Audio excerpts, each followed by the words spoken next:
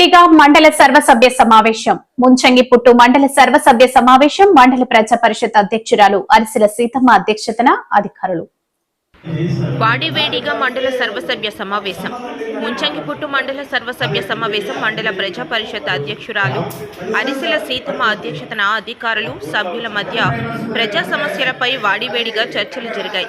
మొదటిగా వైద్య శాఖపై జరిగిన చర్చలో కమ్యూనిటీ హెల్త్ సెంటర్కు సంబంధించిన నిధులు ఖర్చుపై సభ్యులు మండిపడ్డారు.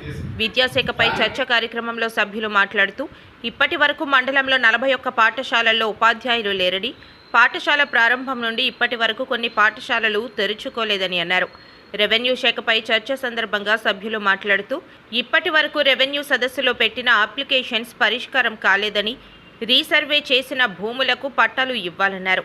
సర్వసభ్య సమావేశం అనంతరం మండల అభివృద్ధి అధికారి వి సూర్యనారాయణమూర్తి మీడియాతో మాట్లాడుతూ మండలం నుంచి సమావేశంలో 21 శాఖల అధికారులు హాజరయ్యారని, అన్ని శాఖల నుంచి మండల అభివృద్ధి సంక్షేమ పథకాల నివేదిక సభ ముందు ఉంచారన్నారు.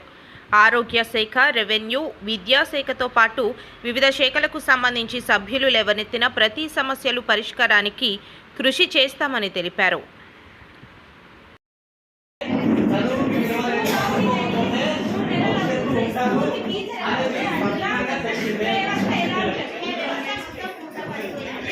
కాబట్టి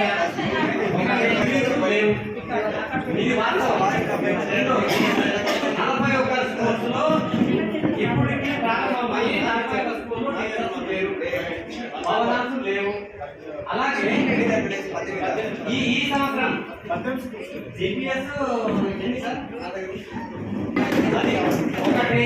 రెండోది పిల్లలకి 5వ తరగతి వరకు సరైన చదువు, సరైన అక్షరాలు లేక హై స్కూల్లో చదివించి రోజు మండల ప్రజా పరిషత్ సమావేశ మందిరమునందు ముంచింగిపుట్టులో సీతమ్మ గారి ఆధ్వర్యంలో జయప్రదంగా సమావేశం నిర్వహించడం జరిగిందండి.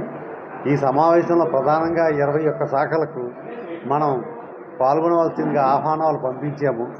గౌరవ సభ్యులు అందరూ హాజరయ్యారు. ఇందులో ప్రధానంగా 4 శాఖల వారు ముందస్తు అనుమతితో వాళ్ళు మనకు హాజరు కాలేకపోయారు.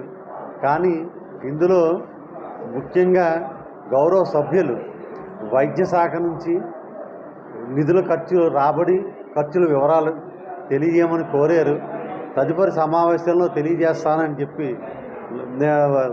డాక్టర్ గారు మనకు తెలియజేశారు.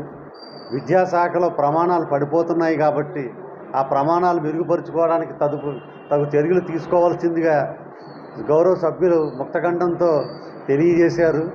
కొన్ని స్కూళ్ళకి సరైనటువంటి వసతి సౌకర్యం లేకపోవడం వల్ల దాన్ని మెరుగుపరచడానికి తగు చర్యలు తీసుకోవాల్సిందిగా ఉన్నతాధికారుల దృష్టికి తీసుకువెళ్లాల్సిందిగా సభ్యులందరూ ముక్తకంఠంతో కోరి ఉండడం సదరు విషయమై జిల్లా కలెక్టర్ వారికి లేఖ పంపించవలసిందిగా కోరి ఉన్నారు.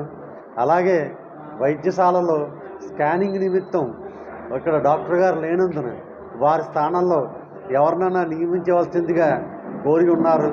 సదరు విషయం కూడా మేము అడిషనల్ డిఎంఎండ్హెచ్ఓగా మాట్లాడగా వారు త్వరలో ఇక్కడ ఒక నియమిస్తానని చెప్పి వారు మౌఖికంగా హామీ ఇచ్చి ఉన్నారు.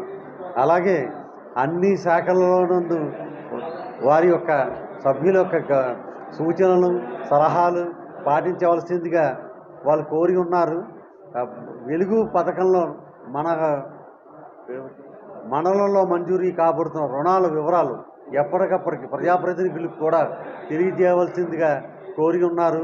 ఈ విషయంలో ఏపీఓ గారు ఏకీభవించి అలాగే చేస్తానని వారు వారు తెలియజేసి ఉన్నారు. తదుపరి ఎన్ఆర్జీఎస్ పథకంలో కూడాను మొక్కల పెంపకంలో కూడా ఈ సీజన్లో తక్షణం జాప్యం లేకుండా కొనసాగించవలసిందిగా కోరి ఉన్నారు.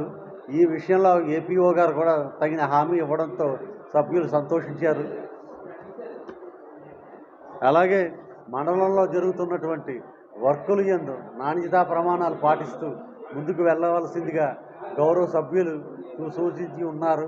ఇందులో కొన్ని వర్కులు కూడా సూచించారు. శాఖలకు సంబంధించినట్టు అసిస్టెంట్ ఇంజనీర్లు వారి శాఖాపరంగా వారి యొక్క సందేహాలకి నివృత్తి చేశారు. కాబట్టి ఈ సమావేశాన్ని ఇంతటితో జయప్రదంగా మేము ముగించుకోవడం జరిగింది. దీనికి ప్రజాప్రతినిధులకి, అధికారులకి అందరికీ ధన్యవాదాలు తెలియజేసుకుంటున్నాను.